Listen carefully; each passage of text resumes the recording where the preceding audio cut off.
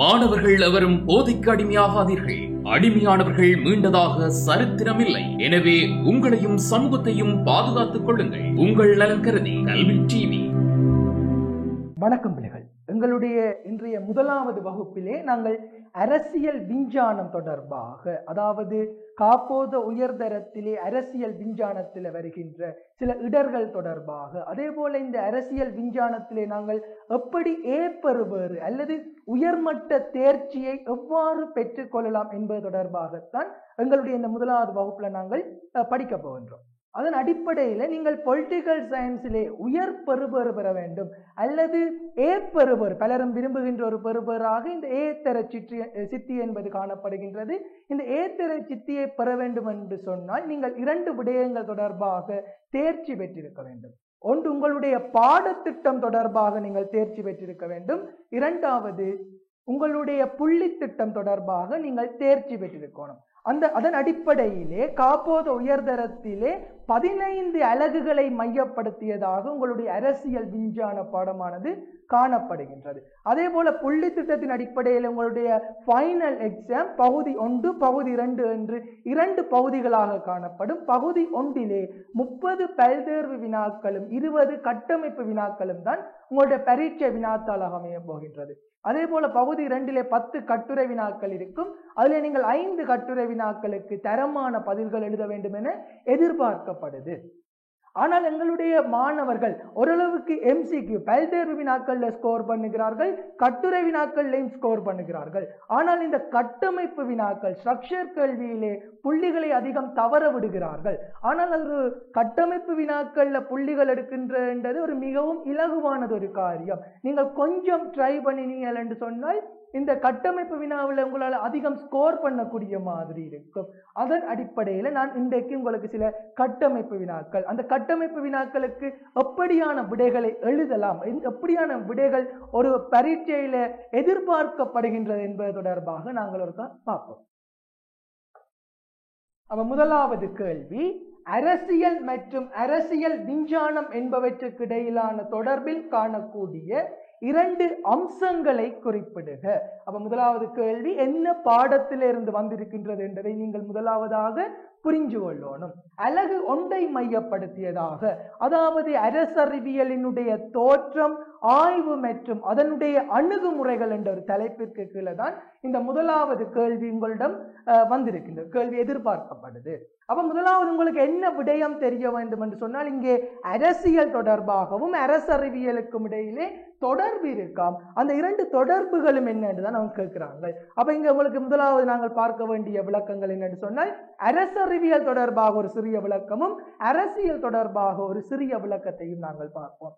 அப்ப அரசறிவியல் அல்லது அரசியல் விஞ்ஞானம் என்பது அனைவரினதும் சமூக வாழ்க்கையின் பிரதான அங்கமாக திகழ்கின்ற, அரசியலை பயிலுகின்ற ஒரு பாடமாகத்தான் அல்லது ஒரு கற்கை நெறியாகத்தான் அரசியல் விஞ்ஞானம் என்பது காணப்படுகின்றது. இது ஒரு நீண்டதொரு வரலாற்றை கொண்ட ஒரு பாடம். இது ஒரு குறுகிய வரலாறு இல்லை. அதாவது நீண்டதொரு வரலாறு என்று சொன்னால் இது புராதன காலத்திலே, குறிப்பாக கிறிஸ்து பிறக்கிறதுக்கு முதல் கிமு 4ஆம் நூற்றாண்டிலே கிரேக்க தேசத்திலே ஆரம்பிக்கப்பட்டதாக சொல்லப்பட்டிருக்கு. அதே போல இந்த அரசறிவியல் கற்கையினுடைய ஆரம்ப கர்த்தாக்களாக அரிஸ்டோட்டில் மற்றும் பிளேட்டோ போன்ற சிந்தனையாளர்கள் காணப்படுகிறார்கள். இந்த அரிஸ்டோட்டிலும் பிளேட்டோ என்ற சிந்தனையாளர்கள் லைசியம் அதே போல அகாடமி என்ற 2 கல்வி நிலையங்களை நடாத்தி இருக்கிறார்கள். அதே போல அரசியல், குடியரசு என்ற நூல்களும் எழுதப்பட்டிருக்கிறவர்களால. அதை நீங்கள் கவனத்தில் கொண்டிருந்தீர்கள் என்றால் போதும். அடுத்தது அரசியல் தொடர்பாக அவங்க என்ன விளக்கம், அரசியல் என்றால் என்ன என்பதற்கு ஒரு நிறைவான விளக்கம் இல்லை. இதுதான் அரசியல் என்று நாங்கள் யாரும் கூறிவிட முடியாது. எனினும் அரசியல் என்றால் என்ன என்பதை தேசத்தை ஆட்சி புரிதல் என்று நாங்கள் குறிப்பிட்டுக் கொள்ளலாம். புரியுது? இந்த அரசியல் என்பதிலே 2 வகையான கருத்துக்கள் காணப்படுது. அரசியல் என்பதிலே 2 வகையான கருத்துக்கள். அப்ப இதுவும் ஒரு கட்டமைப்பு வினாவாக உங்களுக்கு வரலாம். புரியுதா பிள்ளைகள்? அப்ப இந்த அரசியல்ல காணப்படுகின்ற 2 வகையான கருத்துக்கள் என்னன்னு சொன்னால், அரசியல் என்பது அரச நிர்வாகம் மற்றும் அரசாட்சியோடு தொடர்பட்ட ஒரு எண்ணக்கருவாக காணப்படுகின்றது. இரண்டாவது அரசியல் ஒரு சமூக பயன்பாடாக காணப்படுது. அப்ப உங்களுக்கு விளங்கி இருக்கும் அரசியல் என்பது வேறு, அரசறிவியல் என்பது வேறு. ஆனால் இந்த அரசியலுக்கும் அரசறிவியலுக்கும் இடையிலே மிகவும் நெருக்கமான தொடர்புகளும் காணப்படுகின்றது. அதே சமயம் ஏராளமான வேறுபாடுகளும் காணப்படுது. அவங்களுடைய இந்த முதலாவது கேள்வி என்ன கேட்கிறாங்கன்னு சொன்னால், அரசியலுக்கும் அரசறிவியலும் இரண்டு சந்தர்ப்பங்களிலே தொடர்பு படுகின்றது. அவ்விரு சந்தர்ப்பங்கள் அல்ல இரண்டு அம்சங்களும் எவை என்றதுதான் இந்த முதலாவது கேள்வியினூடாக எங்களுக்கு வலியுறுத்தப்படுது. அதன் அடிப்படையிலே அரசியலும் அரசறிவியலும் தொடர்பு படுகின்ற இரண்டு சந்தர்ப்பங்களும் என்னென்று சொன்னால், ஒன்று அரசியல் செய்தல், இரண்டாவது அரசியலை கற்றல். அரசியல் செய்தல் டூயிங் பொலிட்டிக்ஸ் என்றும், அதே போல அரசியலை கற்றலை ஸ்டடியிங் பொலிட்டிக்ஸ் என்றும் நாங்கள் கூறிக்கொள்ளலாம். இதான் இந்த உங்களுடைய முதலாவது கேள்விக்கான ஒரு விடையாக அமைகின்றது. அடுத்தது அரசாங்க செயன்முறை பல பணிகளை கொண்டுள்ளது, அவற்றுள் இரண்டினை குறிப்பிடுக. அப்ப அரசாங்கம் தொடர்பாக அப்ப இந்த கேள்வியை நீங்க முதலாவது அரசாங்கம் என்றால் என்ன என்றதை முதலில் புரிந்து கொண்டீர்கள் என்றால் தான் இந்த கேள்வி இலகுவானது ஒரு கேள்விதான். சரியா? அப்ப அரசாங்கம் என்றால் என்ன?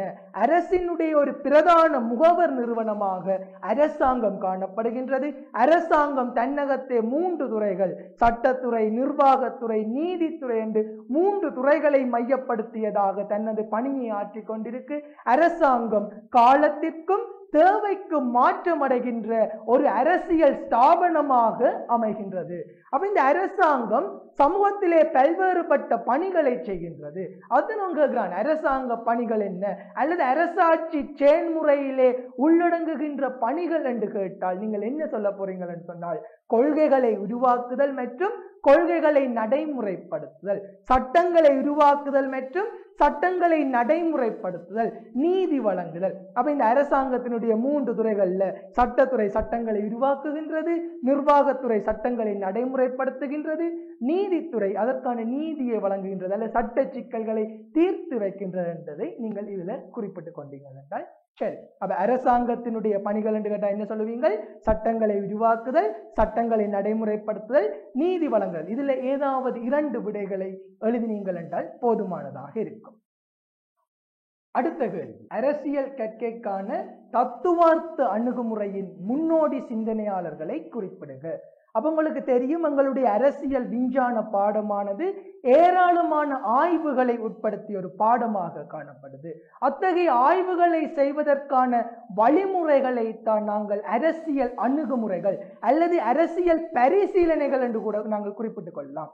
இந்த அரசியல் அணுகுமுறைகள் அல்லது அரசறிவியல் அணுகுமுறைகள் பிரதானமாக 2 வகைப்படும். ஒன்று மரபு ரீதியான அணுகுமுறை, அதே சமயம் நவீன அணுகுமுறை. அப்ப 2019 ஃபைனல் ஒரு கேள்வி வந்திருக்கு, மரபு ரீதியான அணுகுமுறைகளுக்குள் 2 உதாரணம் தருக. அப்படி ஒரு கேள்வி உங்களிடமும் வந்தால் மரபு ரீதியான அணுகுமுறைகளுக்கு உதாரணம் தர சொன்னால் நீங்கள் சொல்லுவீங்கள் தத்துவார்த்த அணுகுமுறையையும் ஒப்பிட்டு அணுகுமுறையை மரபு ரீதியான அல்லது பாரம்பரிய அணுகுமுறைகளாக நாங்கள் குறிப்பிட்டுக் கொள்ளலாம். இந்த பெண்ணியல்வாத அணுகுமுறை, நடத்தைவாத அணுகுமுறை, அரசியல் பொருளாதார அணுகுமுறை என்பவற்றை நாங்கள் நவீன அணுகுமுறைகள் அல்லது தற்கால அணுகுமுறைகளாக குறிப்பிட்டுக் கொள்ளலாம். அப்ப எங்கட கேட்டிருக்கின்ற கேள்வி தத்துவார்த்த அணுகுமுறை தொடர்பாக. அப்ப அவங்க தத்துவார்த்த அணுகுமுறைக்கு என்ன விளக்கம் கொடுக்கிறார்கள் அல்லது தத்துவார்த்த அணுகுமுறை எவ்வாறு அறிமுகம் செய்கின்றார்கள் என்றால், அரசியல் ஆய்விலே முதலில் பயன்படுத்தப்பட்டதும் நீண்டகால நிலைப்பினை கொண்டதுமாக தத்துவார்த்த அணுகுமுறை காணப்படுது. தத்துவார்த்த அணுகுமுறை என்னது?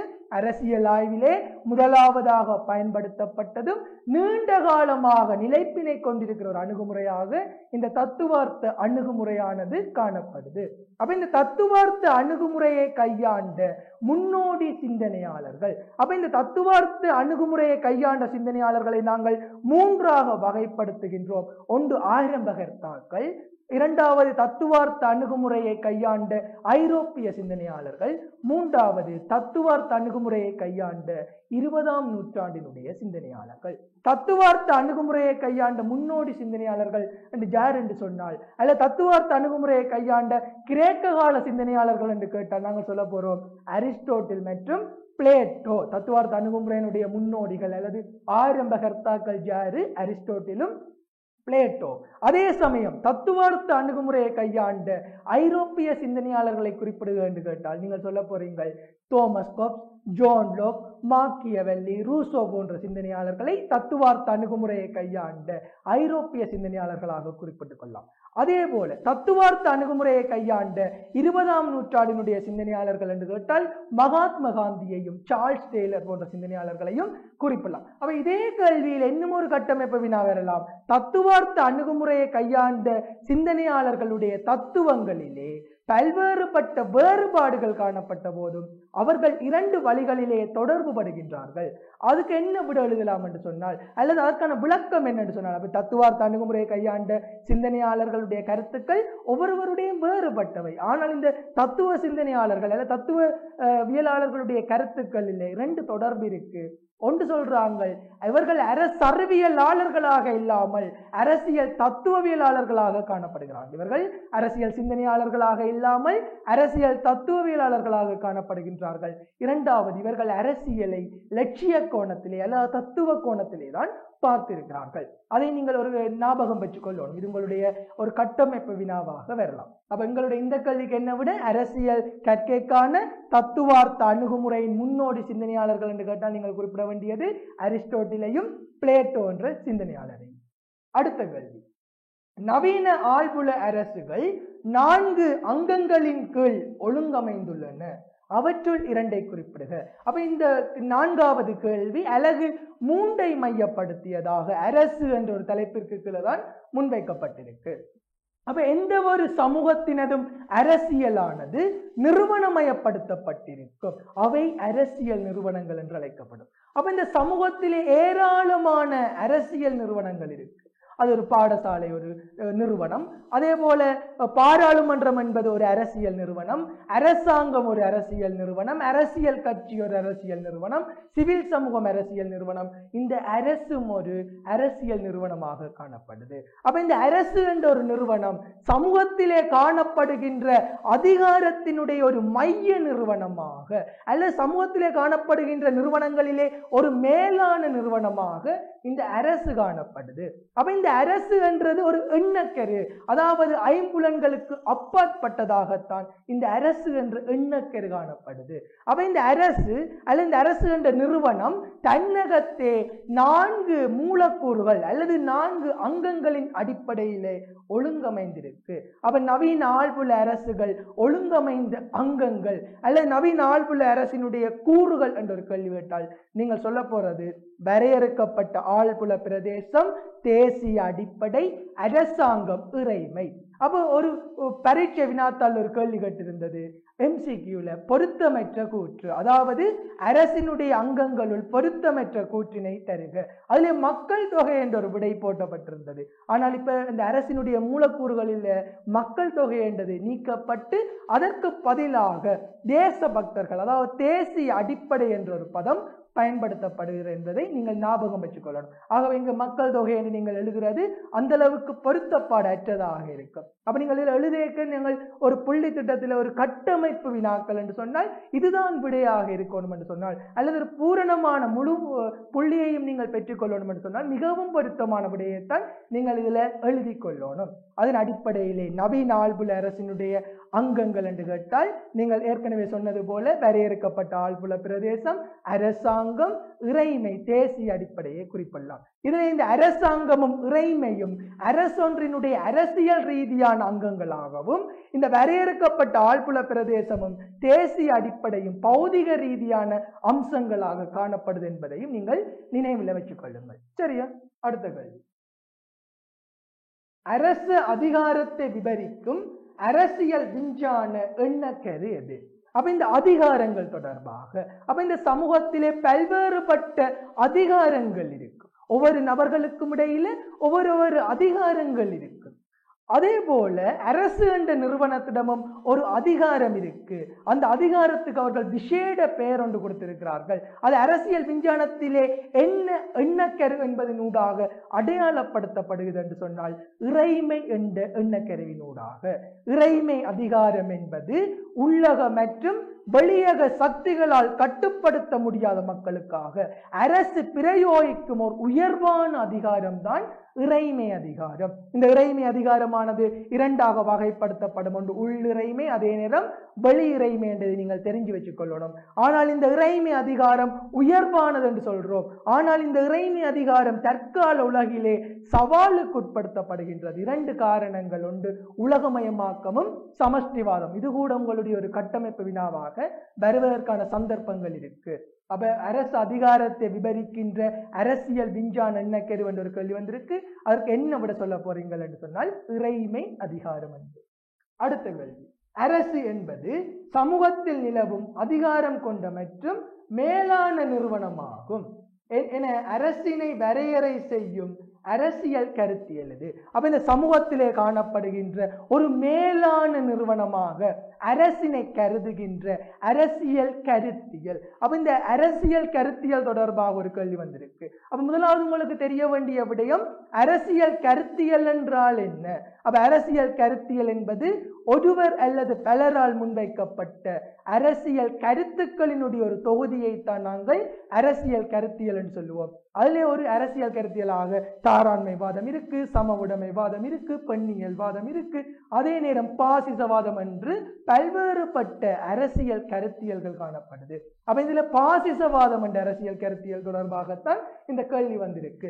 அரசு என்பது சமூகத்திலே காணப்படுகின்ற ஒரு மேலான நிறுவனம் என அரசினை வரையறை செய்கின்ற அரசியல் கருத்தியல் என்று சொன்னால் பாசிசவாதம். அதாவது 20ஆம் நூற்றாண்டினுடைய 3ஆம் 4ஆம் தசாப்தங்களில் தோற்றம் பெற்ற ஒரு அரசியல் கருத்தியலாக இந்த பாசிசவாதம் காணப்படுகின்றது. இந்த பாசிசவாத கருத்தியலினுடைய முன்னோடி சிந்தனையாளர்கள் என்று கேட்டால் நீங்கள் ஜெர்மனியினுடைய ஹிட்லரையும் இத்தாலியினுடைய முசோலினி என்ற சிந்தனையாளரையும் நீங்கள் குறிப்பிட்டுக் கொள்ளலாம். அடுத்த கேள்வி, அரசின் தோற்றம் பற்றிய சமூக ஒப்பந்த கோட்பாட்டினை முன்வைத்த இரு அரசியல் தத்துவவியலாளர்களை குறிப்பிடுக. அப்ப இந்த அரசினுடைய தோற்றம் தொடர்பாக சமூக ஒப்பந்த கோட்பாட்டை முன்வைத்த இரண்டு சிந்தனையாளர்கள். அவங்களுக்கு நான் ஆரம்பமே சொன்னான், இந்த அரசு என்றது சமூகத்திலே காணப்படுகின்ற ஒரு மேலான நிறுவனம். அப்ப இந்த அரசு எப்படி தோன்றியது அல்லது எவ்வாறு தோன்றியது, எத்தனையாம் நூற்றாண்டிலே தோற்றம் பெற்றது என்பதற்கு எதுவித ஆதாரங்களும் இல்லை. இப்ப அரசு இத்தனையாம் நூற்றாண்டு தான் தோற்றம் பெற்றிருக்கு நாங்கள் யாருமே கூறிவிட முடியாது. அப்ப அரசு தோற்றம் தொடர்பாக பல்வேறுபட்ட கோட்பாடுகள் முன்மொழியப்பட்டிருக்கு. அது ஒன்று தெய்வீக வலியுரிமை கோட்பாடு, அதே போல படிமுறை வளர்ச்சி கோட்பாடு, சமூக ஒப்பந்த கோட்பாடு என்று பல்வேறுபட்ட அரசின் தோற்றம் பற்றிய கோட்பாடுகள் காணப்படுது. அப்ப இந்த சமூக ஒப்பந்த கோட்பாடு சமூகம் தமக்கிடையில் செய்து கொண்ட ஒரு ஒப்பந்தத்தின் விளைவுதான் அரசு, அல்லது ஒரு பொது உடன்படிக்கை, ஒரு அக்ரிமெண்ட் ஒன்றினுடைய விளைவாக இந்த அரசு காணப்படுது என்பதை வலியுறுத்துறது இந்த சமூக ஒப்பந்த கோட்பாடு. இந்த சமூக ஒப்பந்த கோட்பாட்டை முன்வைத்த சிந்தனையாளர்கள் என்று கேட்டால் Thomas Hobbes, John Locke, Rousseau என்ற சிந்தனையாளர்களை நீங்கள் குறிப்பிட்டுக் கொள்ளணும். சமூக ஒப்பந்த கோட்பாட்டின் சமூக ஒப்பந்தவாதத்தினை முன்வைத்த சிந்தனையாளர்கள் அல்ல சமூக ஒப்பந்த கோட்பாட்டாளர்கள் என்று கேட்டால் John Locke, Thomas Hobbes, Rousseau என்ற சிந்தனையாளர்களை நீங்கள் குறிப்பிட்டுக் கொள்ளணும். அடுத்த கேள்வி, நிறைவேற்று அதிகாரத்தை அடியாக கொண்டு 4 அரசாங்க மாதிரிகள் காணப்படுகின்றன, அவற்றுள் 2 குறிப்பிடுக. அப்ப அரசாங்க மாதிரிகள் அல்லது அரசியல் அமைப்பு தொடர்பாக, அதாவது அலகு 4 மையப்படுத்தியதாக இந்த 7வது வினா அமைந்திருக்கு. அப்ப அரசியல் அமைப்பு என்றால் என்னன்னு சொன்னால் ஒரு நாட்டினுடைய அடிப்படை சட்டமாகவும் உயர் சட்டமாகவும் ஒரு நாட்டின் அரசியல் ஜாப்பே திகழ்கின்றது. அப்ப இந்த அரசியல் ஜாப்பை நாங்கள் இறைமை அதிகாரத்தின் அடிப்படையிலேயும் நிறைவேற்று அதிகாரத்தினுடைய அடிப்படையிலேயும் நாங்கள் 2ஆக வகைப்படுத்துவோம். இறைமை அதிகாரத்தை அடிப்படையாக கொண்டு ஒற்றையாட்சி, சமஷ்டி ஆட்சி, அரைகுறை சமஷ்டி, கூட்டாண்மை சமஷ்டி என்றும், நிறைவேற்று அதிகாரம் ஒழுங்கமைந்திருக்கின்ற விதத்தின் அடிப்படையிலே ஜனாதிபதி ஆட்சி, பாராளுமன்ற ஆட்சி, கலப்பு ஆட்சி, அதே நேரம் அனைத்தாண்மை ஆட்சி என்று குறிப்பிடலாம். அப்ப எங்களோட கேள்வி என்ன கேட்டிருக்கிறாங்க, நிறைவேற்று அதிகாரத்தின் அடிப்படையிலே அரசியல் ஜாப்புகளை நாங்கள் எப்படி வகைப்படுத்தலாம் என்றால் ஒன்று ஜனாதிபதி ஆட்சி, பாராளுமன்ற ஆட்சி என்றும், அதே போல கலப்பு ஆட்சி, அனைத்தாண்மை ஆட்சி என்றும் நாங்கள் குறிப்பிடலாம். இதில் ஏதாவது 2 விடைகள், இந்த 4 அரசியலமைப்பு மாதிரிகளில் ஏதாவது 2 விடைகளை நீங்கள் இதில் குறிப்பிட்டீங்கள் என்றால் போதுமானதாக இருக்கும். அடுத்த கேள்வி, அரசு மதத்துடன் தன்னை அடையாளப்படுத்திக் கொள்ளக்கூடாது என்பதை குறிப்பிடும் அரசியல் கருத்தியல் எது? அப்ப அரசு மதத்தோடு தன்னை அடையாளப்படுத்தக்கூடாது, அரசியலும் மதமும் ஒன்று கலக்கக்கூடாது என்று குறிப்பிடுகின்ற அரசியல் கருத்தியல் எது என்று சொன்னால் மதசார்பற்றவாதம், செக்குலரிசம் என்று சொல்லுவார்கள். அப்ப இந்த மதசார்பற்றவாதமானது 18ஆம் நூற்றாண்டு வரைக்கும் 19ஆம் நூற்றாண்டுக்கு இடைப்பட்ட காலப்பகுதியிலே ஐரோப்பாவில் தோற்றம் பெற்ற ஒரு அரசியல் கருத்தியலாகவும் தற்கால அரசுகளுக்கு தேவையான ஒரு அரசியல் கருத்தியலாகவும் இந்த மதசார்பற்றவாதமானது காணப்படுது. அப்ப அரசு தன்னை மதத்தோடு அடையாளப்படுத்தக்கூடாது என்பதை வலியுறுத்துகின்ற அரசியல் கருத்தியல் எது? மதசார்பற்றவாதம் என்பதை நீங்கள் கூறிக்கொள்ளலாம். அடுத்தது, முதலாளித்துவத்தினை இல்லாதொழிப்பதை வலியுறுத்தும் அரசியல் கருத்தியல் எது? அப்ப முதலாளித்துவம் அல்லது தாராண்மைவாதம். அப்ப முதலாளித்துவம் என்ன சொல்லுது? எல்லாத்திலேயும் சுதந்திரம், லாபத்தின் அடிப்படையில் செயற்படுவார்கள், அது அவர்களுடைய தனிப்பட்ட சுதந்திரமாக காணப்பட்டது. அப்ப இந்த முதலாளித்துவத்தை இல்லாமல் செய்யணும், தொழிலாளர் வர்க்கத்தை பாதுகாக்கணும் என்பதை வலியுறுத்துகின்ற அரசியல் கருத்தியல் எது என்று கேட்கிறார்கள். இதை வேறொரு வடிவத்தில் கேட்கணும் என்று சொன்னால் தாராண்மைவாதத்திற்கு எதிராகவும் மாற்றீடாகவும் தோற்றம் பெற்ற அரசியல் கருத்தியல் என்று கூட இந்த கேள்வி உங்களிடம் அமையலாம். அவன் முதலாளித்துவத்திற்கு எதிராக அல்லது மாற்றீடாக தோற்றம் பெற்ற அரசியல் கருத்தியல் எது என்று சொன்னால் சமவுடைமைவாதம். அதாவது 19ஆம் நூற்றாண்டின் காலப்பகுதியிலே தோற்றம் பெற்றதாக இந்த சமவுடைமைவாதம் காணப்படுகின்றது. அதாவது இந்த தொழிலாளர் வர்க்கத்தினை புரட்சி செய்து சமூக சமத்துவத்தை ஏற்படுத்த வேண்டும் என்பதைத்தான் இந்த சமவுடைமைவாதம் எங்களுக்கு வலியுறுத்துது. அப்ப 2023ஆம் ஆண்டு மாணவர்களுடைய உயர்தர பரீட்சை ஃபைனல் எக்ஸாம்ல ஒரு கேள்வி கேட்கப்பட்டிருந்தது. விஞ்ஞான சோசலிசத்தின் முன்னோடி சிந்தனையாளர்கள் அல்லது இந்த சமவுடைமைவாதத்தினுடைய முன்னோடி சிந்தனையாளர்கள் என்று கேட்டால் நீங்கள் யாரை குறிப்பிட போறீங்கள் என்று சொன்னால் ஒன்று கார்ல் மார்க்ஸையும் பேட்ரிக் ஏங்கல்ஸ் என்பவரையும் நீங்கள் குறிப்பிடலாம். இந்த கார்ல் மார்க்ஸ் என்பவரால் எழுதப்பட்ட நூல்கள், அதே போல பேட்ரிக் ஏங்கல்ஸ் என்பவரால் எழுதப்பட்ட நூல்களையும் நீங்கள் நினைவில் கொண்டிருக்கணும். புராதன ஐரோப்பாவில் நேரடி ஜனநாயகம் எந்நாட்டில் நடைமுறையில் இருந்தது. அப்ப இந்த ஜனநாயக ஆட்சி முறை தொடர்பாக இந்த 9வது கேள்வி உங்களிடம் எதிர்பார்க்கப்படுது.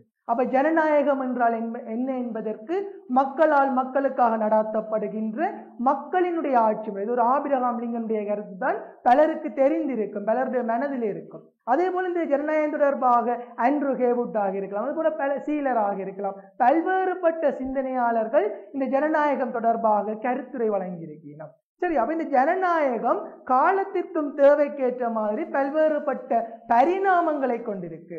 ஆரம்ப காலத்திலே அது நேரடி ஜனநாயகம் என்று அழைக்கப்பட்டது, தற்போது அது பிரதிநிதித்துவ ஜனநாயகமாக மாறி இருக்கு. அவங்களோட கேள்வி என்ன கேட்கிறாங்கன்னு சொன்னால் புராதன காலத்திலிருந்து இந்த நேரடி ஜனநாயகம் என் நாட்டில நடைமுறையில இருந்ததாம். அப்ப நேரடி ஜனநாயகம் என்பது மக்கள் ஆட்சி செயல்முறையிலே நேரடியாக பங்கு பெற்றுவர்களாக இருந்தால் அதை நாங்கள் நேரடி ஜனநாயகம் என்று சொல்லுவோம். அப்ப இந்த நேரடி ஜனநாயகமானது கிரேக்க காலத்துல தான் நடைமுறையில் இருந்திருக்கு. அப்ப இந்த கிரேக்க காலத்துல இந்த நேரடி ஜனநாயகம் ஒரு சாத்தியப்பாடாக இருந்திருக்கு என்பதற்கு சில ஆதாரங்கள் இருக்கு, அதற்கான காரணங்கள் இருக்கு.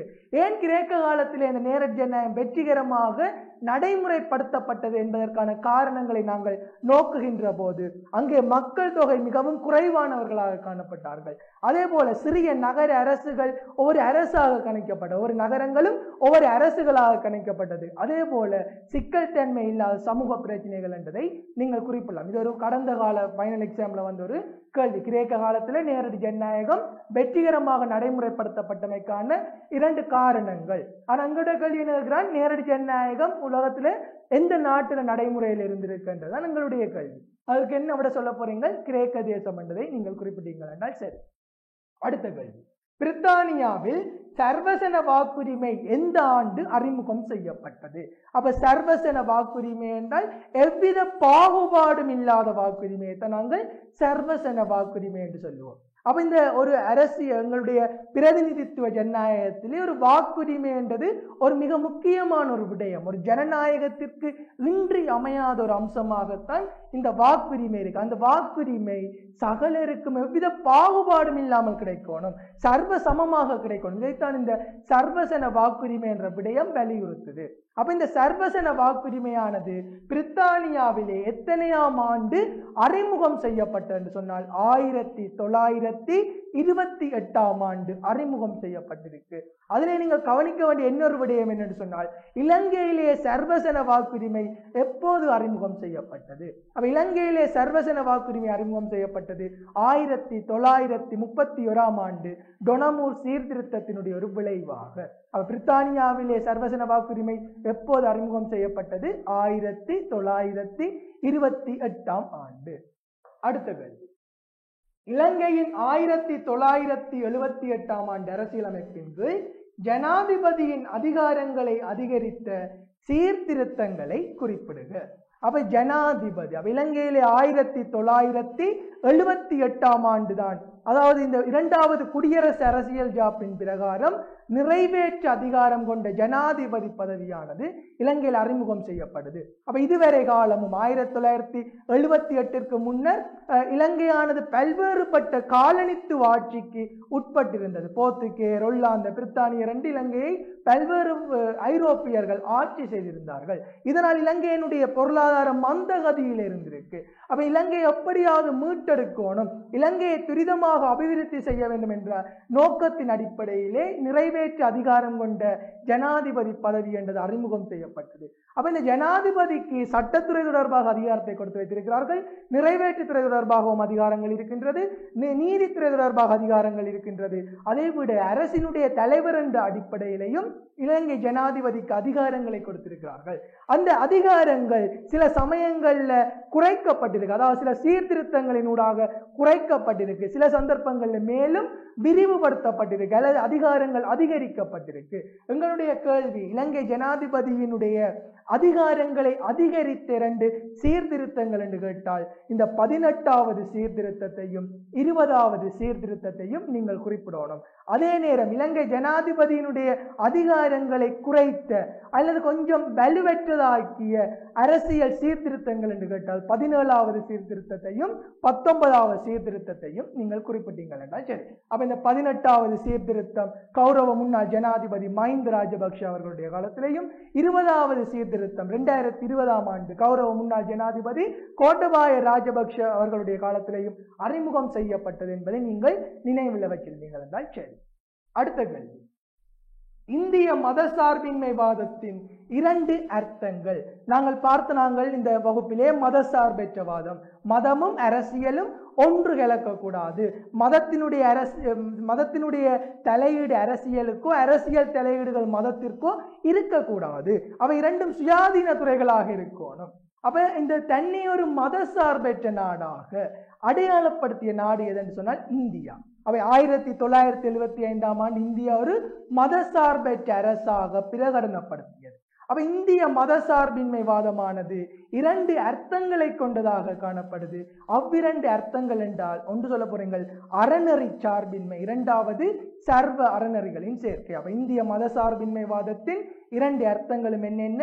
அறநெறி சார்பின்மையும் சர்வ அறநெறிகளின் சேர்க்கை. அறநெறி சார்பின்மை என்பது எல்லா மதத்தையும் பக்கச்சார்பில்லாம பார்க்கிறதை நாங்கள் அறநெறி சார்பின்மை என்றும், சர்வ அறநெறிகளின் சேர்க்கை என்பது சகல மதத்தையும் சமமாக பார்க்கிறதை சர்வ அறநெறிகளின் சேர்க்கை என்றும் குறிப்பிட்டுக் கொள்ளலாம். அடுத்த கேள்வி, இலங்கையின் வெளிநாட்டு கொள்கையில் செல்வாக்கு செலுத்தும் காரணிகளுள் 2 குறிப்பிடுக.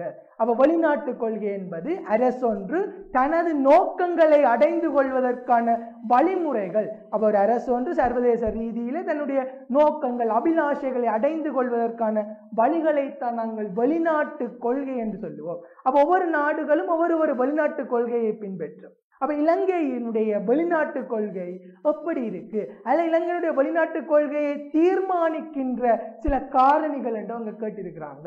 அப்ப இலங்கையினுடைய வெளிநாட்டு கொள்கையை தீர்மானிக்கின்ற காரணிகள் என்னன்னு சொன்னால், புவியியல் சார் அமைவிடம், அரசியல் பொருளாதாரம், சமூக காரணிகள், ஆட்சியாளர்களுடைய ஆதிபத்திய கருத்துக்கள், மக்களினுடைய விருப்பு வெறுப்புகள், அதே போல சர்வதேச மற்றும் பிராந்திய வலிச்சமநிலை தான் எங்களினுடைய வெளிநாட்டு கொள்கையை தீர்மானிக்குது. அப்ப இந்த 12வது கேள்வி 2022 கட்டமைப்பு வினாவாக வந்திருக்கு.